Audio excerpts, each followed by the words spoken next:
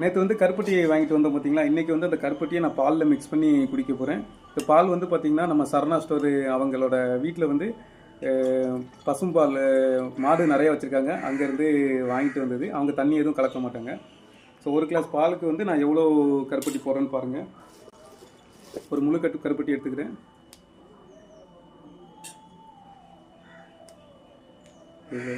இவ்வளோ இது உடச்சி போட்டிருக்குங்க. நான் ஏன் இந்த கருப்பட்டியை பற்றி சொல்கிறேன் அப்படின்னு பார்த்தீங்கன்னா, இந்த கருப்பட்டியில் வந்து நமக்கு உடம்புக்கு தேவையான நிறைய சத்து வந்து இந்த கருப்பட்டியில் இருக்குது. அதில் என்ன சத்துலாம் பார்த்தீங்கன்னா, உடம்புக்கு தேவையான சுகர். ஸோ நம்ம வெள்ளை சீனியில் கிடைக்கிற சுகரை விட இந்த கருப்பட்டியில் கிடைக்கிற சீனி வந்து அவ்வளோ நல்லது. ஏன்னா இது ஃபுல்லாக பைனிலேருந்து ரெடி பண்ணுறது. அதுக்கப்புறம் சுண்ணாம்பு சத்து.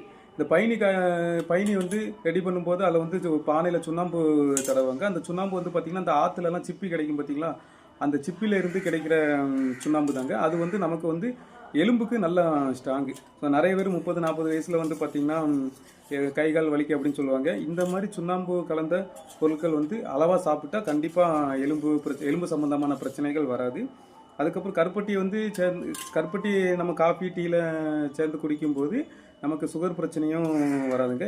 இதை நம்ம காலத்தில் இல்லைனாலும் சரி, நம்ம குழந்தைங்களுக்கும் இதை வந்து கொடுக்கறதுக்கு நீங்கள் தான் சொல்லி புரிய வைக்கணும். ஏன்னா ஒரு ஜென்ரேஷனில் இந்த ஆர்கானிக் பொருளுக்கான மவுஸ் வந்து குறைஞ்சிக்கிட்டே இருக்குது.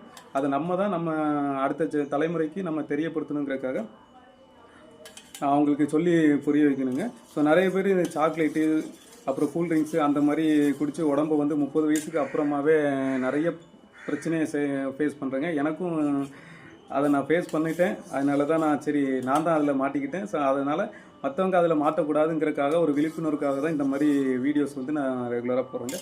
இப்படி நல்லா கலக்கிட்டேன். இப்போ வந்து இதை குடிச்சு பார்ப்போம் என்ன மாதிரி டேஸ்ட் இருக்குன்ட்டு.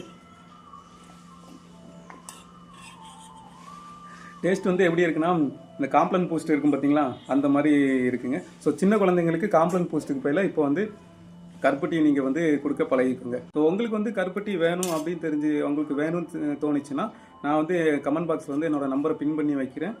உங்களுக்கு தேவை அப்படின்னா கண்டிப்பாக மெசேஜ் பண்ணுங்கள்.